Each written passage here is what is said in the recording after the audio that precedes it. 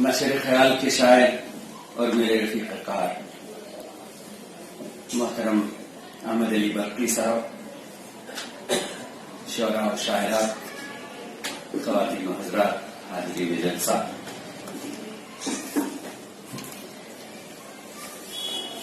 احمد علی برقی صاحب کے ہاں میں نے ایک عجیب سی کیفیت دیکھی ہے۔ وہ جب بھی کسی طرف نظر اٹھاتے ہیں تو اس چیز کو بیان کرنے کے لیے انہوں نے کبھی نثر کا سہارا نہیں لیا۔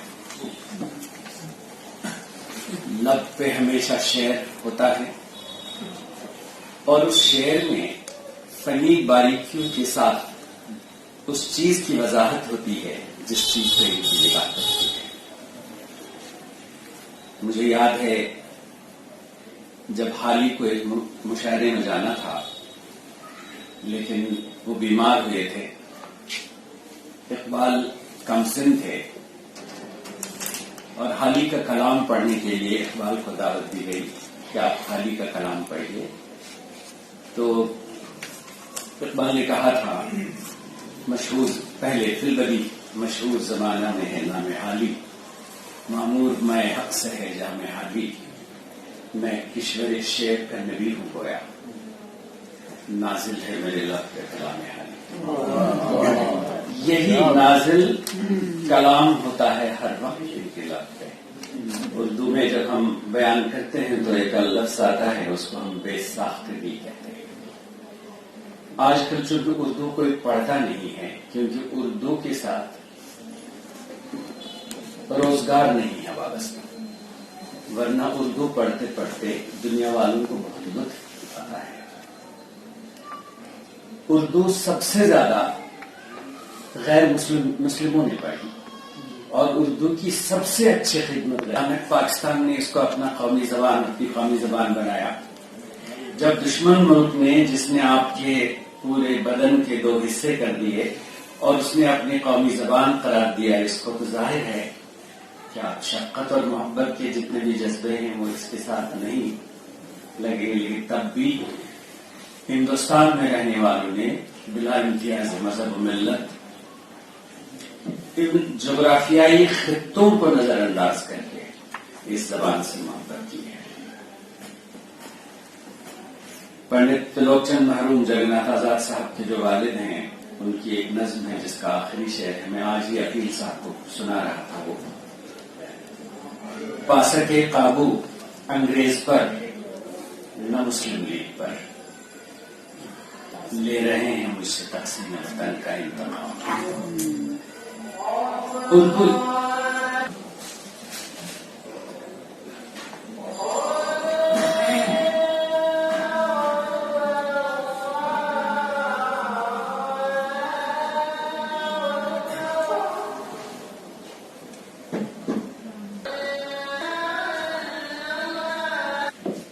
ایک خاص مذہب یا عقیدے کے ساتھ منسوب کیا گیا اور منسوب ہونا ہی تھا، اس کو میں غلط فہمی بھی نہیں کہوں گا، اور اردو نے اس کی قیمت ادا کری ہے۔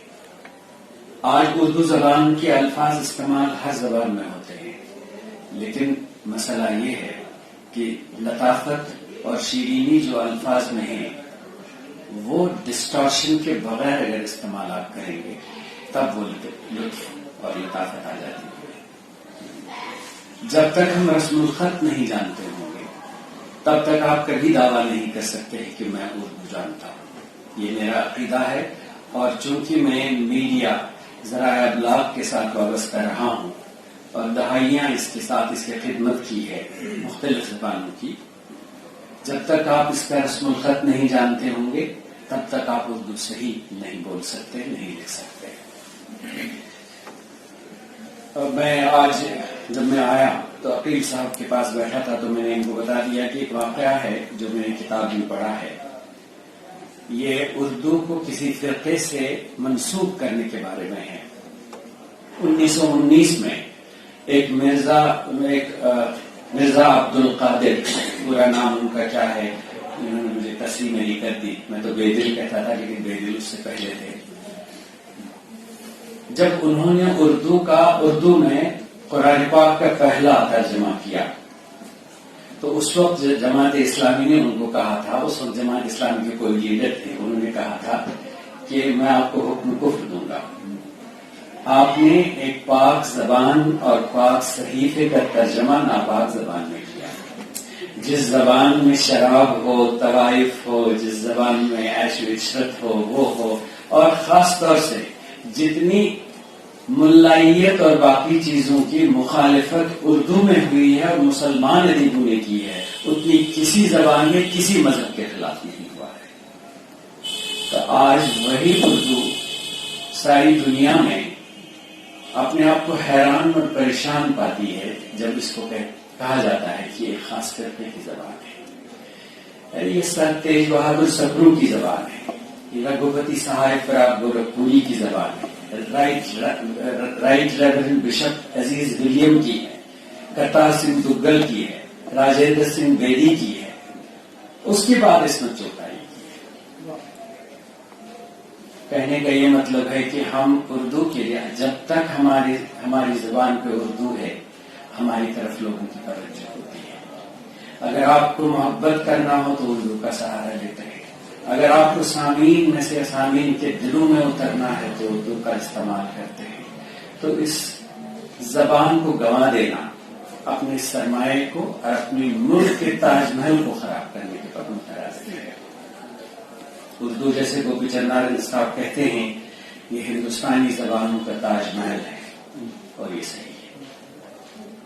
زبانیں سب اچھی ہیں، زبانیں سب مکمل ہیں، یہاں تک کہ بولیاں بہت اچھی ہیں. برج، قنوجی، اودھی، میتھلی، بھوجپوری جب ہم سنتے ہیں، اس کا فوک سنگیت سنتے ہیں، میوزک سنتے ہیں تو دل میں اترتا ہے. زبان کوئی بری یا خراب نہیں ہوتی، لیکن اردو میں ایک چاشنی ہے. اردو بول چال کی زبان رہی ہے. جب ہمیں پیاس لگتی ہے تو ہم کہتے ہیں کہ ارے بھائی پیاس لگی ہے، مجھے پانی پلاؤ. یہ اردو ہے. مجھے پل پار کرنا ہے، یہ اردو ہے. ہم اس وقت یہ نہیں کہتے ہیں کہ میں سیتو پار کروں گا، کوئی نہیں کہتا. اس کا یہ مطلب نہیں کہ سیتو ایک اچھا مقدس لفظ نہیں ہے ضرور ہے، لیکن بول چال کی زبان میں اور کتاب کی زبان میں فرق ہے. یہ ہم نے ماس میڈیا میں پڑھا ہے، اس پر ہماری تحقیق ہوئی ہے، اس پر ساری دنیا کہتی ہے. جو فرانسیسی فرینچ کلاسکس میں ہے وہ فرانس کے ریڈیو اور ٹیلی ویژن پہ نہیں بولی جاتی. جو قرآن کی عربی ہے وہ ماڈرن اسپوکن عربی نہیں ہے. آج 18 سال کا لڑکا سعودی عربیہ کا یا قطر کا وہ زبان نہیں بولتا جو قرآن میں ہے، لیکن عربی بولتا ہے. کیونکہ ہر زبان کو زندہ رکھنے کے لیے اس کو تغیرات کا سامنا کرنا پڑتا ہے اور اس کو رد و قبول کا سلسلہ اس میں شامل ہونا پڑتا ہے، تب زبان زندہ رہتی ہے. دنیا کی سب سے اچھی زبانوں میں ایک زبان ہے سنسکرت، لیکن آج کوئی بولتا نہیں ہے سوائے ایک گاؤں کے. اس کی وجہ ہے کہ ہم نے کلاسکس میں اس کو قید کر دیا. ورنہ اگر گرامیٹکلی آپ دیکھیں سنسکرت ایک پختہ زبان ہے، بہت خوبصورت زبان ہے. اس میں ادب بہت، لٹریچر پار اس میں.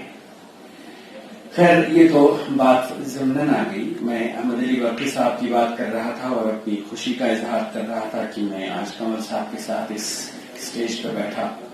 یہ میری نیک بختی ہے. احمد علی برقی صاحب نہ صرف اردو کے خادم ہیں اور اردو کے ادیب ہیں، قداور ادیب ہیں. انہوں نے فارسی کی بہت خدمت کی ہے. آج بھی تہران بھی، قم بھی جب جاتے ہیں، جب پہلے جا چکے ہیں، جب شعبہ فارسی جو آل انڈیا ریڈیو کا ہے اس کی سربراہی کرتے تھے، تو وہاں کے لوگوں کو جن کی مادری زبان فارسی ہے ان کو متاثر کر کے آتے ہیں. ولی اللہ صاحب ایسا ہی کام کرتے ہیں. ابھی ہمارے پرائم منسٹر صاحب نے 1.5 سال پہلے جب وہ تہران گئے تھے تو انہوں نے وہاں فخراً کہا کہ آل انڈیا ریڈیو کا شعبہ فارسی جو ہے 40 سال پہلے لانچ ہوا تھا، اور اسی سروس کی خدمت آپ ولی اللہ صاحب اور آپ برقی صاحب کرتے ہیں. اور اسی دن پرائم منسٹر نے وہاں تہران میں digital outreach of Persian service of external services division of All India Radio اس کو لانچ کر دیا، اور آج وہ ویب سائٹ بھی موجود ہے. کہنے کا یہ مطلب ہے کہ زبانوں کے ساتھ بیر رکھنا گناہ عظیم ہے. زبان ہر ایک اچھی ہے اور ہندوستان کی ہر زبان ہماری اپنی ہے، لیکن کسی زبان کو مار کر پلیجر حاصل کرنا یہ تو سیڈزم ہے. انگریزی میں اس کو سیڈزم کہتے ہیں. یہ کرنا نہیں چاہیے. رسم الخط کے ساتھ اردو کو اگر آپ پڑھیں گے تبھی آپ اردو دان ہوں گے، ورنہ کیا ہوتا ہے کہ جو اہل زبان بھی ہے وہ بھی صحیح اردو نہیں بولتے. آج پرانی دلی کے جو بچے ہیں وہ صحیح اردو نہیں بولتے ہیں. رامپور اور الہ آباد کے لوگ صحیح اردو نہیں بولتے ہیں کیونکہ ان کو رسم الخط نہیں آتا. میں نے ہمیشہ اس بات پہ زور، جب دوردرشن میں اردو چینل کا ہم نے لانچ کیا، ڈاکٹر منموہن سنگھ صاحب نے اس زمانے میں کیا تھا، طریقے سے مؤثر طریقے سے نہیں چلا سکتے ہیں. میں احمد علی وقتی صاحب کو مبارکباد دیتا ہوں. ان کا دوسرا مجموعی شعر جو خاصا زخیم ہے آج اس کی رسم رونمائی، اور میری دعا ہے کہ ابھی ایسے ہی 100 مجموعے